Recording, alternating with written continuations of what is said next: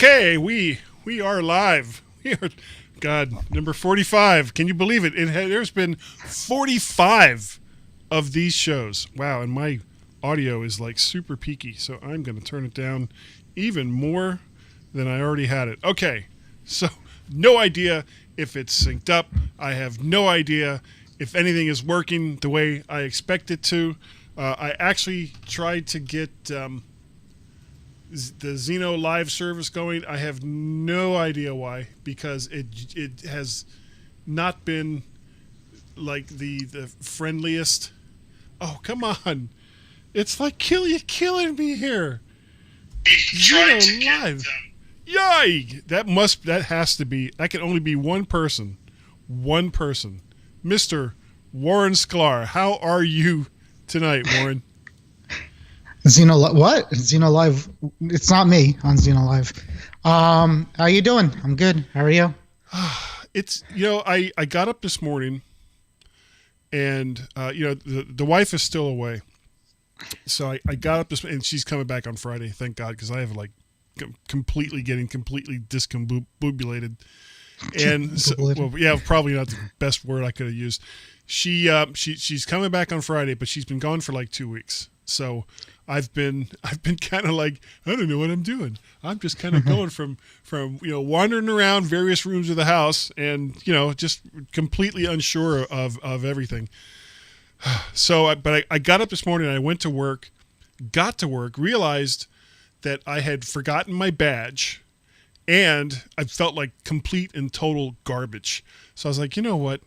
I'm going home. So I came back here to the house and slept for a couple hours and felt better after that. But it was just like, I need my life to get back to normal because it has just been totally crazy. What have you been up to this past week?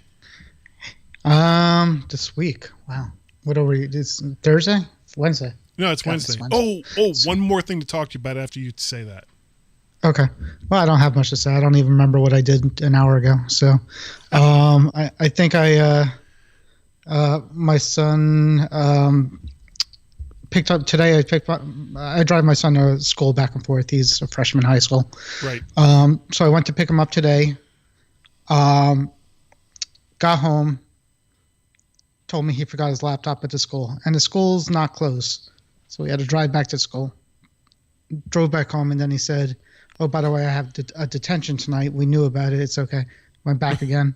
So I've been driving since about 3 o'clock. I've been driving back and forth. So that's what I've been doing today. Other than that, just kind of I did a podcast with some British guy, and I forget his name. Oh, was the part of the British Tech Network? It wasn't Gaz, was it? It wasn't Gaz. It was Simon. Oh yeah, Simon Parnell. Is All that right, it? you know what? Xeno Live is just not cooperating, so I'm just going to say screw it. Brian's also saying your audio is out of sync, but I'm okay. So, well, a big shock. Yeah. That's like every week. Let me take a quick look here, because the thing is, the weird thing about these programs is that you can actually change the amount of delay that you do, but for me, now we started kind of late, so that's why I haven't gone ahead and done this. For me, I prefer to do that and get it to as in sync as possible before we actually start, because it just seems like it's less of a headache that way, all the way around, especially in post. But yeah, I was trying to get another streaming program earlier this evening. I actually did like a little short one over there on the Mac to the Future page just to try this program out. It's from Boink Software. It's called Mimo Live, and it does some really, really, really cool things. The problem, though, is it didn't solve the issue that I've been having all along with audio sync or lack of audio sync. And the program itself is like $300-400, and it's like almost like kind of like on a subscription basis because you can only use it for 3 years and then you have to re-up. And I'm not getting paid for this, so to spend yet another $300 for a program to do this is like it's just I just couldn't justify it for how much I was going to get out of it. So this stuff is out of my league, but when you're talking about these syncing issues, I'm assuming there's a whole bunch of things involved, not just the software on your Mac, but we got bandwidth, we got Skype going, which could affect video. So there's a whole bunch of factors, I guess. So, how do you even pin it down to what's causing what at that point?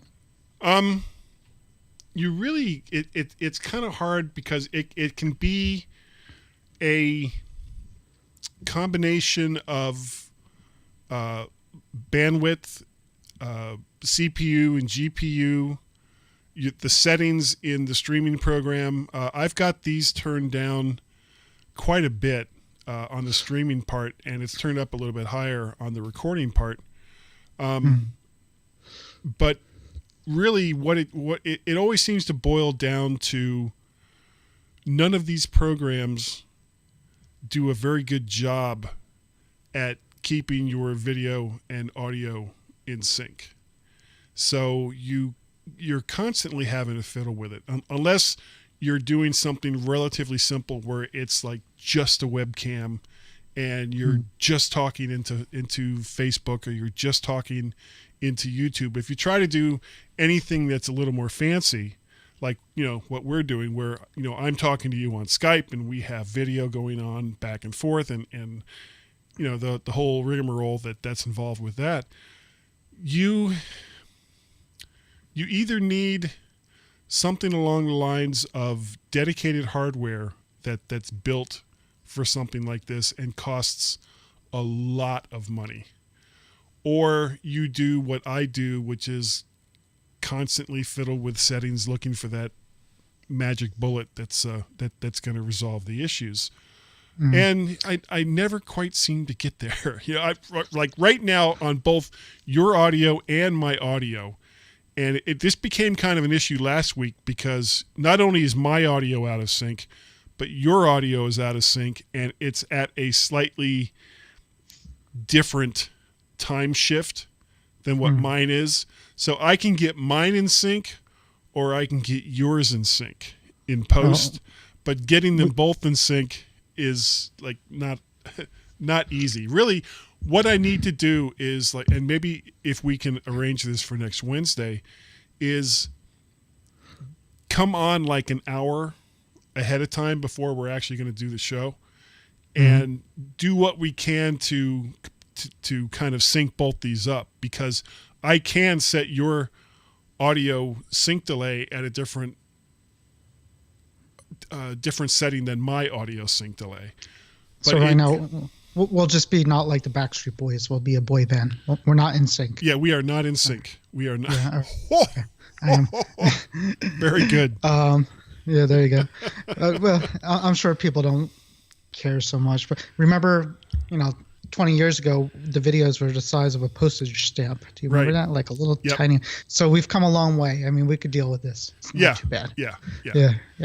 And, if I had sponsors and all the rest of that, they might be sitting there going, why am I spending money on this guy that obviously doesn't know what he's doing after 45 weeks? But, in the meantime, it's like, it's the weekly disaster that is the Mac to the Future livecast. So right. It's a charm. The charm it of is. it. Yeah, so, and we like to remain consistent in our inconsistencies. Yeah. There you go. 2 things to talk about tonight. And the first one, for people that don't know, the title for the show this week is Bert and Earnings. Now, tomorrow, Apple is going to be releasing their financials, which means we won't be able to talk about it until next week. But that's not really what I wanted to talk about. This is related to a few companies and some analysts that seem to be deliberately, be quiet, deliberately manipulating the market by using Apple, because Apple is kind of, for now anyway, just like Microsoft used to be. Apple is kind of the bellwether when it comes to the tech industry and the stock market.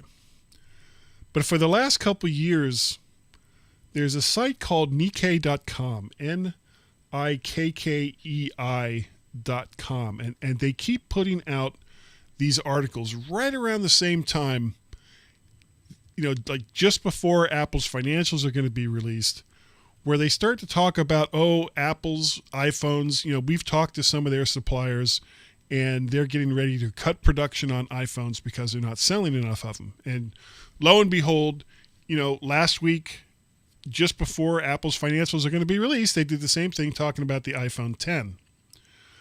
So, just when it seems like the world couldn't quite get angsty enough, along comes Apple's first quarter of fiscal year 18, with every analyst practically weeping about Apple's supposed iPhone 10 slowdown. And now, this is a direct quote from Nikkei or Nikkei Asian Review. This is exactly what they said.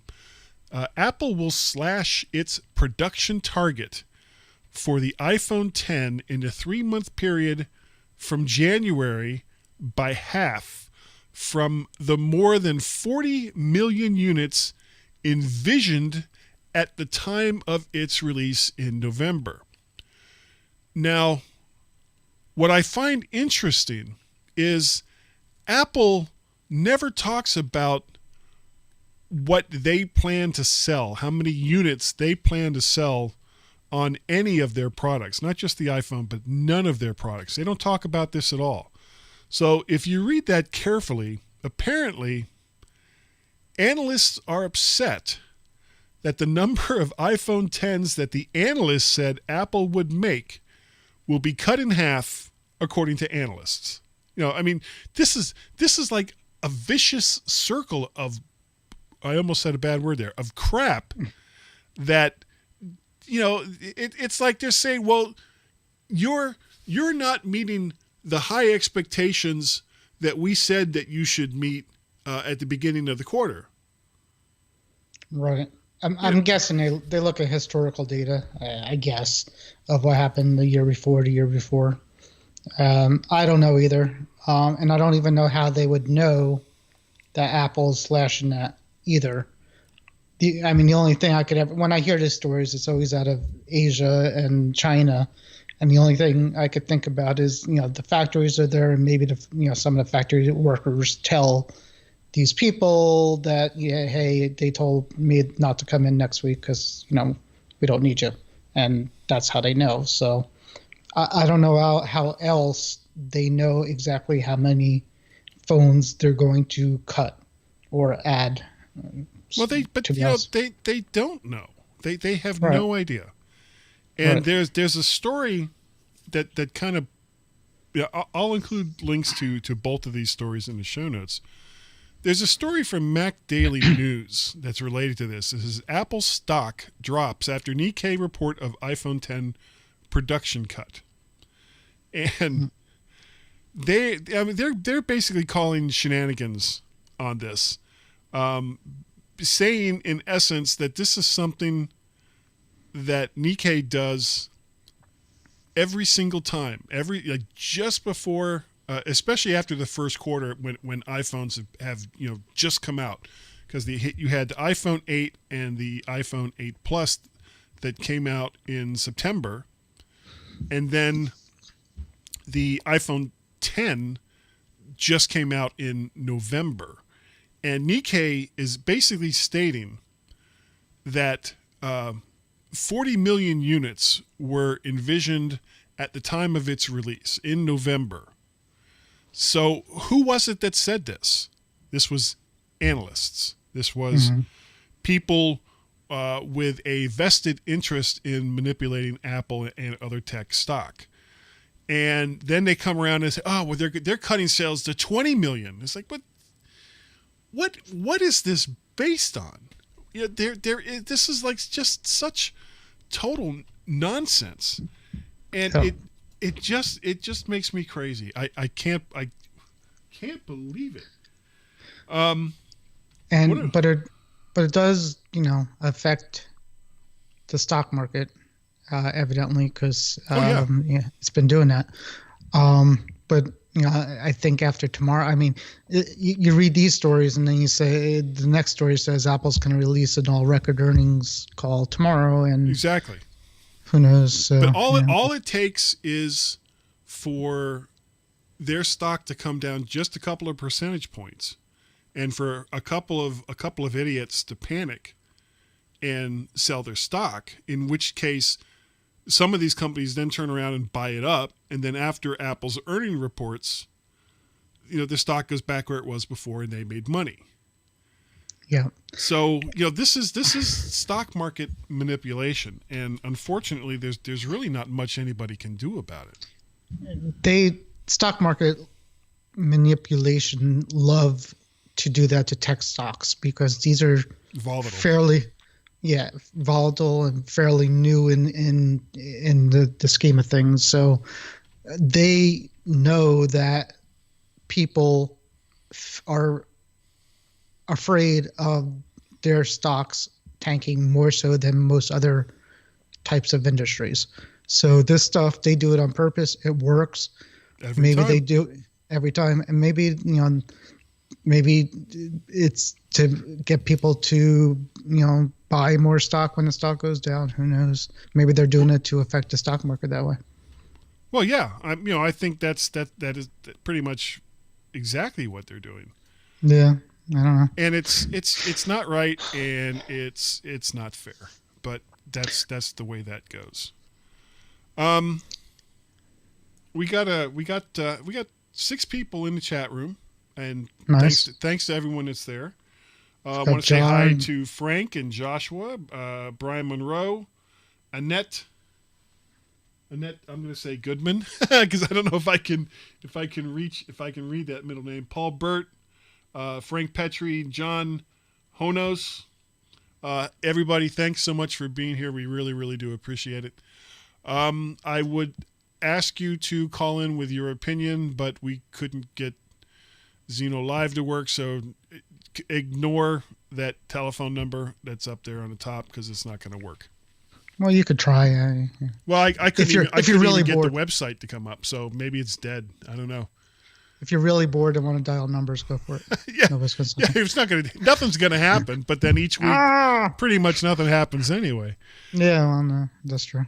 I think before we do this other story, let's probably just try to keep it a little bit shorter than usual tonight. We're going to play a real quick ad, and when we come back, it's going to be more about the earnings report, but some good news. Some good news for a change. I know. Well, don't be bored. We'll be right back so Warren doesn't fall asleep.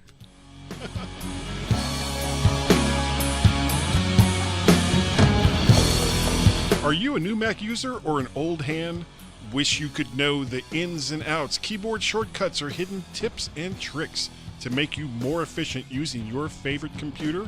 Hey, it's your lucky day, because Edward Eisen has written a great guide to knowing more about the Mac and the OS that it runs on. It's called This is the Light Side, and it's available through Apple's iBookstore or with Amazon. Better yet, it's not a stuffy old book that gathers dust on the shelf once the next operating system is released, because it's an ebook that you can look at any time you want. It won't get outdated because it's continuously being updated.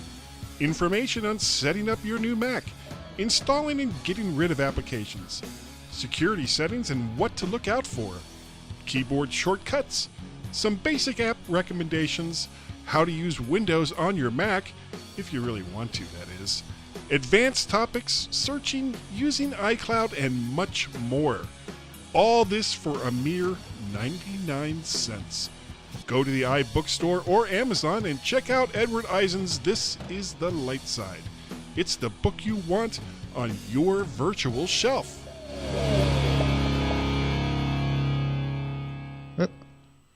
Okay, we are back. Hey, everybody. Hey, everybody. We just noticed that the Cletus is listening or watching or doing something while driving. Stay alive. Stay safe. Some things are worth it. This is not one of them. So, No, this show is not worth getting into a car accident. no, definitely not. Yeah. Eyes on the road. Eyes on the road. Cletus, no! Go ahead. The last thing to talk about this evening, I got this under the title of May I Be of Apple's Service, because I'm just so clever. But speaking of Apple's earning reports, one bright spot among many is Apple services. Now, Warren, stop it. Yeah, you're killing me here. I know. It's contagious. Now, Apple services revenue is generated from iTunes, iCloud, Apple Music, Apple Pay, Apple Care, and some of the various app stores. In case you weren't aware, Apple Services is actually the company's second biggest revenue stream right after iPhone. So it's bigger than the iPad. It's even bigger than the Mac. And to give you some idea of the growth in just the services section, over the last 3 years, services went from about $20 billion, that's for the whole year, for 2015, $24 billion in 2016, and that shot up to $30 billion in 2017. Now, this isn't profits. This is revenue. So, in some cases, I wonder if they make more, as far as a percentage of their revenue from services than they do in hardware. Not iPhone sales, probably, I would think. Well, no, iPhone sales is like probably double this. I guess we'll find out tomorrow. I don't know if it's double, but it's certainly much more than this. But the big difference being that for services, they don't have to create anything physical. They don't have to sell you a phone. They don't have to sell you a computer. They don't have to sell you a tablet. They don't have to sell you even, anything. It's all digital services. Yeah, no, but they kind of do. I mean, they all work with Apple products more so than anything else. So they the hardware at this point is being built around the services.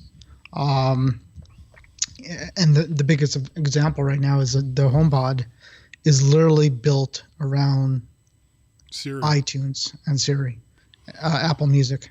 Did you order one? I did not. I am going to probably get one, but I'm going to wait to see it in person and then decide. I have a lot of other listening things in my house, and I don't know where I would put it at this point. So yeah, well, what good is it going to do you if you're already tied in as far as music goes? If you're already tied into either Amazon or Google, right, what's the point in buying another one? So the argument everybody is saying is it's in a different class of sound. The selling point is yeah, exactly. It's boring, but the selling point. No, I'm not bored. I'm just tired. No, but that's the thing. It's supposed to sound really good. So if it sounds really good, then I'll buy it. I have Apple Music, and I'll use it. But I mean, I'm not a huge. I said this in the podcast before, but Apple and the industry, the digital music industry, sent us down this path of convenience over quality when it comes to music. Mm-hmm. We went from people listening to their record players with these big huge speakers in a living room, and then you got people were going into boom boxes and big then the digital audio CDs, and everything was built out around audio files. And all of a sudden the MP3 came out, and they're like, yeah, you know what? It's all kind of sounds okay, but hey, you have 100 songs on here now. And we all said, that's the way we're going to go. So Apple, I guess, wants to maybe change our mind a little bit with that, and we'll see how it goes, and put unlimited music on something that sounds better. But you know what? A lot of speakers that I have that were $30, $40, $50 sound fine to me. They don't sound bad. So it's yeah, and then Brian's also saying the argument again is the quality of sound, and then the Siri is supposedly more or it will be Apple's more private with your data than the other services, and that's true. But is it enough to warrant a $350 item to do that? I don't know. Or spending the extra, because I mean you have to remember that a lot of the services that Apple is competing with are no cost. I almost said free, but they're not free. They're no cost. No. There's no outlay of money for a lot of Google services. Now Amazon does charge for Amazon Prime and some of the other things that they do. Yeah.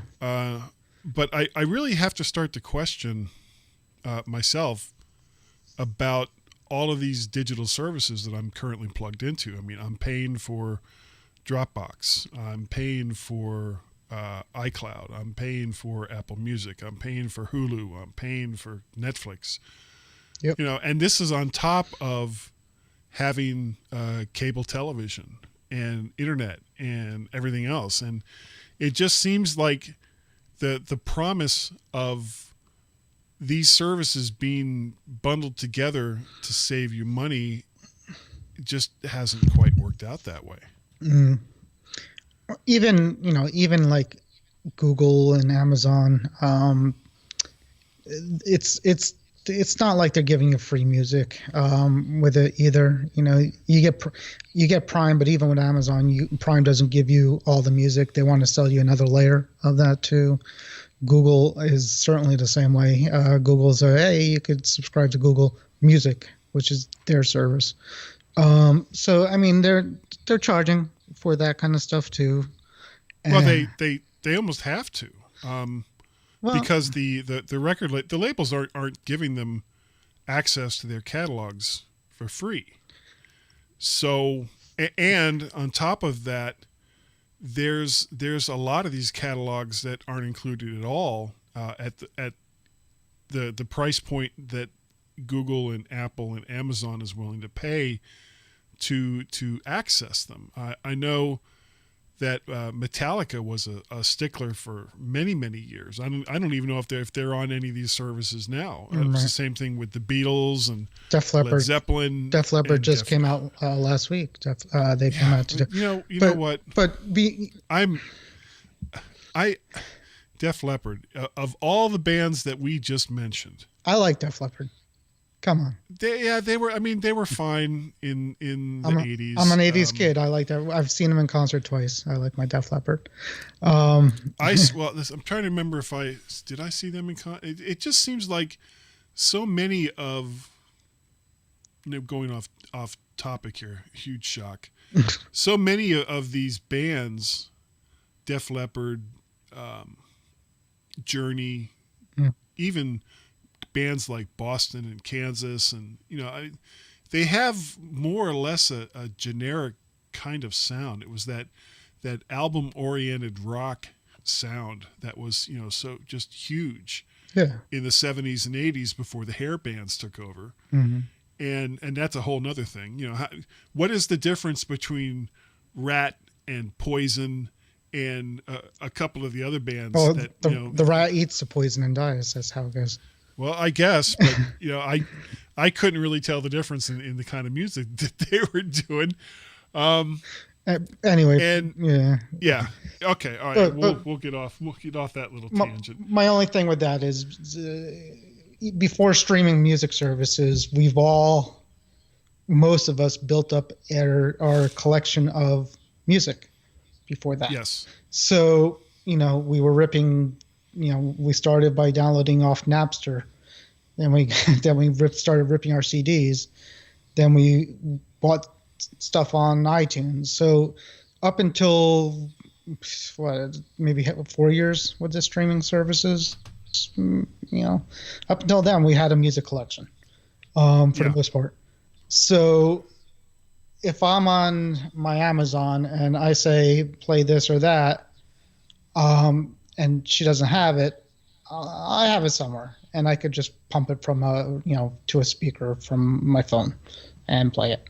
I'm not gonna, I have Apple Music because I like it, but if I didn't have Apple Music and I wanted to play Pour Some Sugar on Me, and my Amazon said no, I don't have that, I'm not going to subscribe to Apple Music just to listen to that, because I have it probably ripped somewhere and I could get it. So the fact that some things aren't on some things, and yes, I think Apple Music probably has the best catalog right now. I don't think that's, for me at least, going to dictate which service I'm going to use to spend money on. Yeah, I would agree with that. So some comments, basically, just so you know. Paul makes a good point. Is when you can, when I said you can't get into any of the Apple services if you don't have an Apple product, that's not, it's not fully true. Obviously, you could. Android, I think, has a version of. Didn't Android put Apple Music on Android? Did I read that once? Yeah. Well, Apple Music, I believe, is available on the Android devices. Yeah, and on I can't imagine it's a huge seller. No, but you could do it, and you could have a Windows computer, and you could log into iCloud, and you could do things that way. iTunes. Yeah, iTunes isn't restricted to just the Mac. But for people who buy Macs and iOS devices, you feel like you're missing something by not subscribing to the Apple services. So it's definitely a portal to do that. And the better hardware they put out, and the more people that have an Apple device, the more services are going to get. And that's the hope.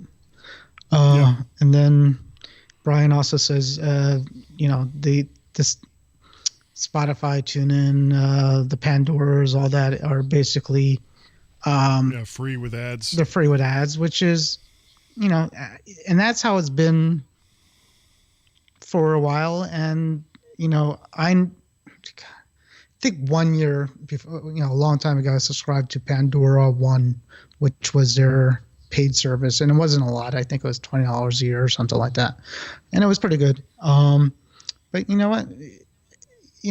Free and listening to an ad here and there, it's a good model. If they could keep that up, it's fine. I mean, people aren't. Well, as long as it's, I don't mind services with ads if they're free.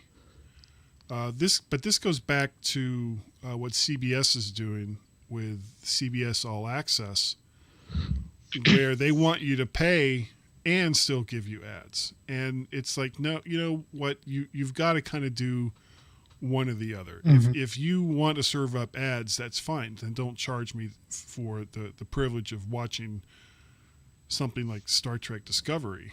Don't charge me for that then. And if I decide I want to continue to watch it and don't want to see ads, then I'll pay for access to it. Yeah. But don't do both. Yeah. Yeah. Well, they're all making money. They're all doing well. Except us. I'm guessing sometime in the future there's going to hopefully be an umbrella of one or two major services that's going to get us the TV content we want and the audio. There will be a point in our time of life where we could have one. Well, you got that now. You got cable. Yeah, cable does that. Cable sort of does that, but even cable doesn't do that. Years and years ago, there was a commercial, and I don't remember who it was, but it was a guy in the middle, like a guy is in the middle of nowhere, and he goes to this motel, and it's like this worst, like a really horrible motel, and things falling off, and he goes to the front desk, and this old lady's like, do you have housekeeping? She's like, no. Do you have breakfast? No.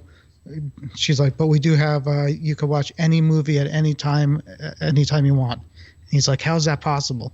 And this was years and years ago. And they were just starting to come up with that idea of streaming it. So that's what we need to get to. We need to get to that point where, we'll pay for it, where we could watch any movie, any show, and listen to any song, any audio or video file that we want whenever we want, and not have to pay 100 different companies to do so.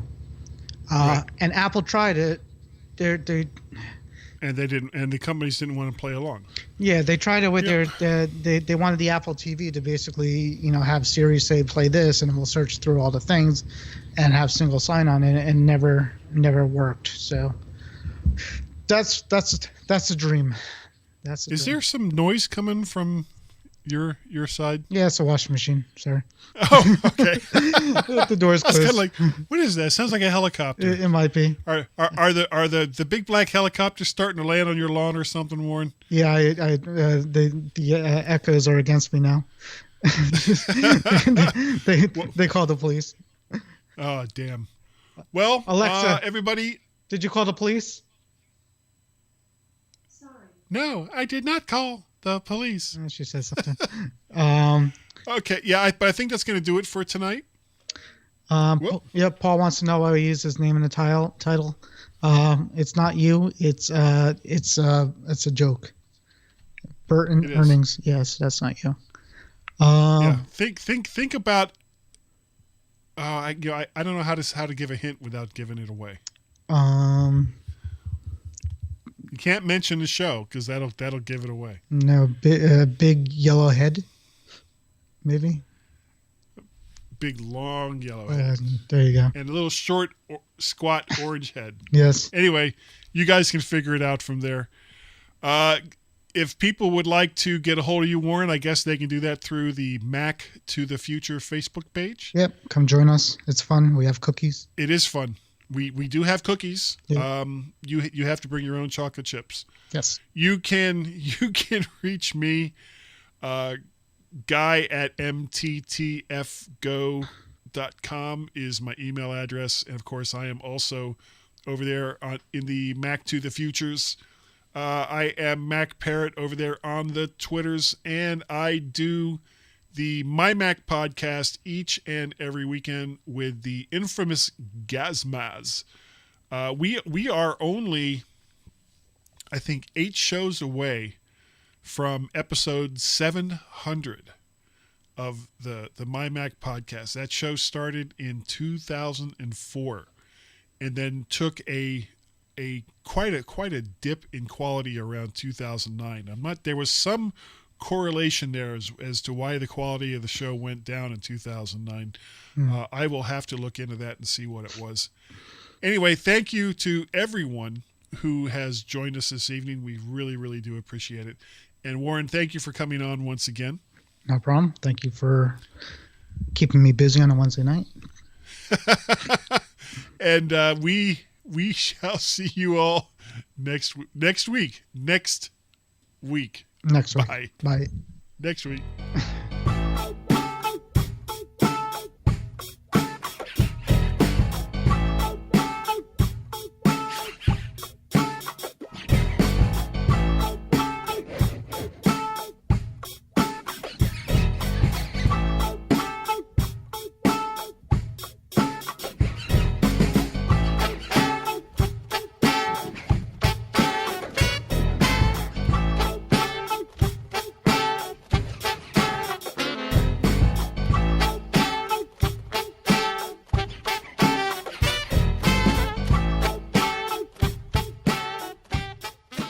Who was that person you mentioned? Hold on. Frank Petrie, we're back on, by the way. Oh, Jesus. put my pants Yes, yes, my son. back. I gotta put my pants back on. Sorry. Yeah, Brian figured it out. Sesame Street. Yes, it is Sesame Street. Bert and Ernie. Bert and Ernie. Yes. We can say it now that Yes. this is after show stuff. Not my favorite characters in Sesame Street. But Hey, Frank, would you, when you get the chance, if you're still on, write up a little thing on how and what you did to be a cord cutter and post that over in the Facebook group. I'd be interested in seeing that. yeah, my wife won't let me do it. Here comes the helicopter again. She's nervous. I would do it, but she's scared she'll lose some shows that she watched. I don't know. Something Like like what shows? I mean, they're all, almost every single major network, almost every single major content provider has apps either for the Roku or the Apple TV or any of the rest of them. I mean, Right. certainly the big four American, I almost said movie, ABC, NBC, CBS, and Fox. They all have apps. Yeah, but CBS's sucks, but there's still a technical aspect to it, and it's internet yeah, and things. We have Verizon Fios, and yeah, that's what we got too. so with Fios you could sort of Except huh? Yeah, You could the problem with. Go ahead. so you could watch DVR content on your iPad. Yeah, speaking of the devil, It must be the wife. it is a wife. Let me tell her I'm finishing my podcast. Yeah, I won't tell her that you referred to her as the devil. Yeah, she is the devil. Hold on. But anyways, you could watch DVR content on the iPad, but it never works right, I guess is what I'm saying. Let me just tell her, finishing up my podcast. We'll call you back. Okay, there you go. All right. Okay, I'm ready to hit the end button here. Yeah, she's going to be pissed off.